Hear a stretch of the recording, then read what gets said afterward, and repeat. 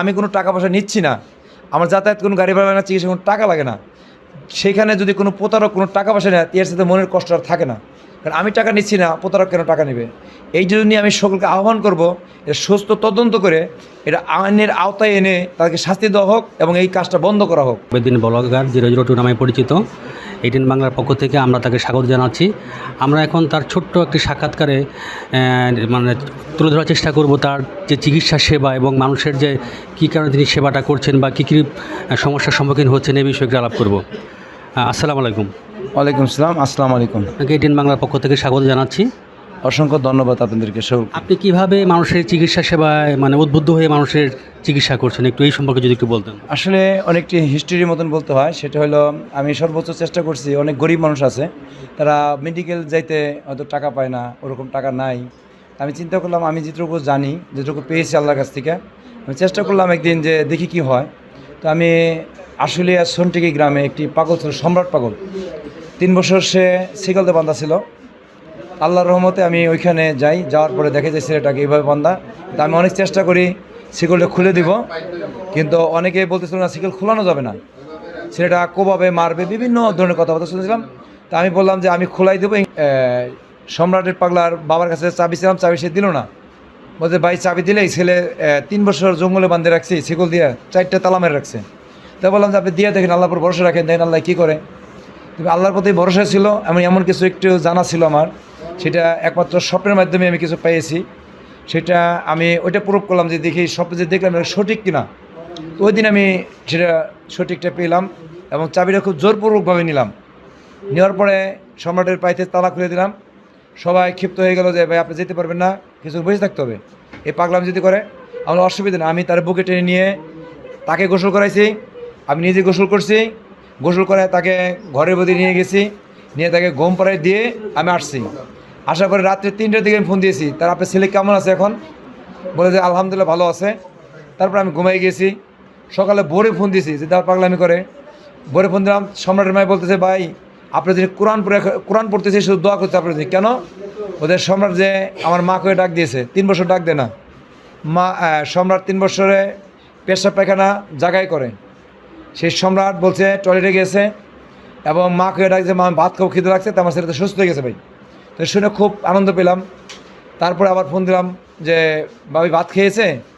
তখন বললো যে ভাই আসলে এমন একটা ঘটনা, আমি বলতে লজ্জা পাচ্ছি। আসলে আপনার ভাই নাইট গার্ডে চাকরি করে এবং আমি গার্মেন্টস চাকরি করতাম। এই ছেলের জন্য 2 চাকরি হারিয়ে ফেলছি, ছেলেকে বাইন্ধে রাখি। তো আমার এমনও অবস্থা হয়ে গেছে, 1 কেজি চাল করার পয়সা নেই। আমি তাৎক্ষণিক 1 মাসের বাজার নিয়ে গেলাম, তারপরের দিন গাড়ি নিয়ে গেলাম, 1 মাসের বাজার দিয়ে আসলাম। সম্রাট দেখা করে আসলাম, সম্রাট খুব খুশি, আনন্দিত, এলাকার সকলে আনন্দিত। দেন তারপরে আবার 15-20 দিন পরে আবার খোঁজ নিলাম যে কী ঘটনা, আবার উল্টাপাল্টা হতে পারে। 15-20 দিন পরে আবার দেখলাম না, সম্রাট আগের মতো একদম টনটনা সুস্থ আছে, সাবেক। আবার ফিরে আবার কিছু বাজার দিয়ে আসলাম। আপনি পর্যন্ত কী কী জটিল রোগের চিকিৎসা করে সাফল্য অর্জন করেছেন একটু বলবেন? আসলে আমার এখানে অনেক রোগী আসে, সেটা হলো বিভিন্ন মনে আশা নিয়ে আসে। আসলে প্রথম কথা, আমি কবিরাজ জন্য ডাক্তারও না, আল্লাহকে ডাকি। আল্লাহকে তো ইতিমধ্যে আপনি নিজে চোখে কিছু দেখছেন মনে হয়। আমি নিজে অবাক হয়ে যাচ্ছি যে কী হচ্ছে, আমি নিজে বুঝতে পারতেছি না। তার কারণ আল্লাহকে আমি বলতেছি, আল্লাহ তুমি এই রোগটা এই আশা করে আসছে, আল্লাহ তুমি পূর্ণ করো তার মনের আশাটা। আচ্ছা, আমি নিজেও দেখেছি অনেকে 20 বছর কানে শুনে না, 15 বছর কানে শুনে না, অনেকে দীর্ঘদিনের প্যারালাইসিস রোগী। অল্প সময়ের মধ্যে আমি নিজেও দেখলাম আমার সামনে আপনি তাদেরকে সেবা দিয়ে সুস্থতা করে তুলে ফেলেন। তো এটা আসলে কীভাবে সম্ভব হলো আপনার কাছে? এটা শুধুই আল্লাহর দান, শুধু আল্লাহ ছাড়া অন্য কেউ বলতে পারে না। আমিও কিছু বুঝতেছি না। তার কারণ আমি আসলে বোধহয় আমি চাচ্ছি আল্লাহ কাছে, আল্লাহ এই লোকটা আসছে তোমারই বান্দা, আমিও তোমার বান্দা, উনি আসছে আমার কাছে আশা করে, আল্লাহ তুমি আশাটা পূর্ণ করো। আর কিছু কথা আছে, সেগুলো আমি বলতে থাকি, কোরআনের আয়াত আছে। আর কিছু স্বপ্ন বা কিছু জিনিস আছে, এটা আমি হয়তো বলতাম না, তারা বলতাম। কারণ যখন এই স্বপ্নটা বাস্তবায়ী হয়েছে, তখন আমি ইনশাল্লাহ। আপনি কতদিন আগে পেয়েছেন এই জিনিসটা? এটা অনেক দিন আগে পাওয়া, কিন্তু আমি প্রুফ করিনি। যদি না হয় ভয়তেছিলাম, আতঙ্কে ছিলাম। যখন সম্রাট পাগল যখন ভালো হয়েছে, ইতিমধ্যে আরও 4-5টা পাগল ভালো হয়েছে। যেমন টাঙ্গাইলে একটা পাগল ছিল, সে 20 বছর যাবৎ মা বাবা ডাকতো না, কথা বলতো না, সে পাগলটা ইনশাল্লাহ ডাকে। তার উপর কিন্তু আমি খরচ পাঠিয়ে দিয়েছি।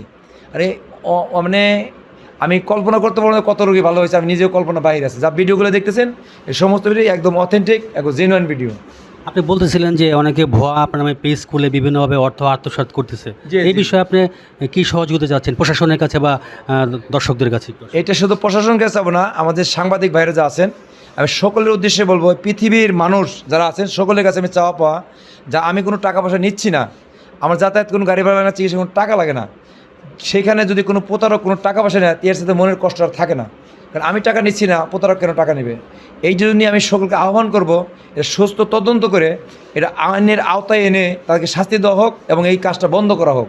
আবার ইভেন কিছু লোক একটি লোকের ভিডিও বানাচ্ছে যে ওই বাড়িতে যে বলতেছে, মানে ক্ষমতাশালী লোক যেগুলা বলতেছে তুমি বলো ভালো হও নাই, তার কারণ আবেদিন বলগার পেজ থেকে লক্ষ লক্ষ টাকা কামায়, তুমি বলবা তোমাকে টাকা দিব এবং আমরাও টাকা নিব। এবং আমার কাছে ইতিমধ্যে কিছু লোক টাকাও চেয়েছে, বলছে যে আপনি লক্ষ লক্ষ টাকা কামান, আমাদের 2-1 লাখ টাকা দিলে কী হবে? তা আমি বলছি ভাই আমি কোনো টাকা কামাই না, আমি টাকা দিচ্ছি, কারণ আমার যে পেজটা আছে এই পেজটা মনিটাইজেশন নাই। তা আপনি নিজেও জানেন মনিটাইজেশন ছাড়া কোনো টাকা আসে না, তো টাকা কোথায় পাবো আমি? আমি ইচ্ছা, আমার ওয়াইফ কিন্তু স্কুল টিচার, সে কিন্তু স্কুল টিচার, সে ইনকাম করে, তার টাকাটা আমি নষ্ট করেছি। আমি ব্যাংকেতে লোনও করেছি, ব্যাংকেতে লোন করেছি, অনেকে জানে আমি ঋণগ্রস্ত, লোন করেছি শুধু জনগণের সেবা কারণে। কিন্তু আমি জানি একসময় আল্লাহ সফলতা অর্জন করবো ইনশাল্লাহ আল্লাহর কাছ থেকে। যারা সেবা গ্রহীতা আপনাকে কিভাবে পাবে, তাদের উদ্দেশ্যে আপনার কোনো কথা আছে কিনা? হ্যাঁ, আমার উদ্দেশ্য আছে। আমি একটি নাম্বার খুলেছিলাম 01754545035, এই নাম্বারটি আমার প্রিয় দর্শক, এই নাম্বারটা আমি খুলে দিয়েছিলাম। খোলার পর থেকে দেখছি সারা বিশ্বে থেকে এমনই ফোন আসে, সেকেন্ডে হাজার হাজার ফোন আসে। এখন আমি দেখতেছি ফোন রিসিভ করলে আমি রোগীদের চিকিৎসা দিতে পারছি না, আবার রোগীদের চিকিৎসা দিলে ফোন ধরতে পারতেছি না।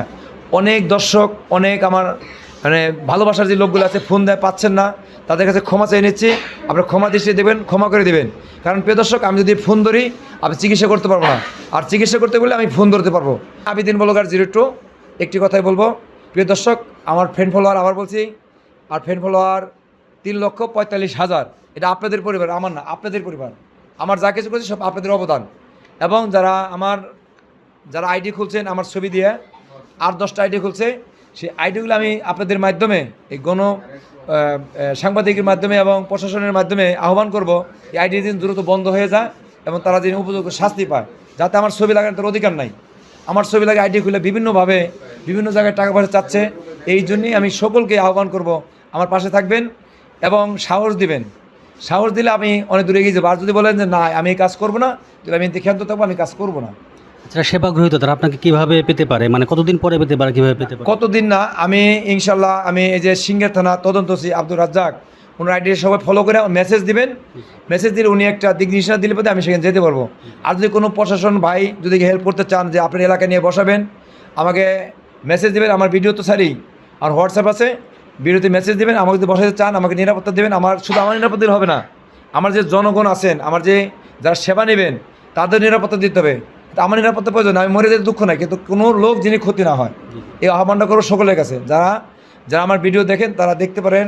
আমি সকলের উদ্দেশ্যে বলছি যে আমার যে জনগণ আছেন, যে আমার ভালোবাসেন, তারা তো আমার চিকিৎসা নিতেই যায়, আল্লাহ দেয়, আমার ওসিলাই যায়, কিন্তু তাদের নিরাপত্তা আগে করতে হবে। আপনার পেজের নামটা? আমার পেজের নাম হলো আবেদিন বলগার 02। যে অনেক ধন্যবাদ, আপনি এত ব্যস্ততার মাঝে আমাদের এটিএন বাংলায় সময় দিয়েছেন, আপনার প্রতি অনেক ধন্যবাদ ও কৃতজ্ঞতা। ভালো থাকবেন। প্রিয় দর্শক, আমি এটিএন বাংলার পরিবারকে সকলকেই ধন্যবাদ জানাবো যে আমার সাক্ষাৎকার নেওয়ার জন্যে, এবং আমি আশা করব যে আমার সমস্যাগুলো তারা তুলে ধরবে এবং ভালো কথা তুলে ধরবে, এটাই আহ্বান করব। সকলের প্রতি ধন্যবাদ, সকলে ভালো থাকবেন। আসসালামু আলাইকুম।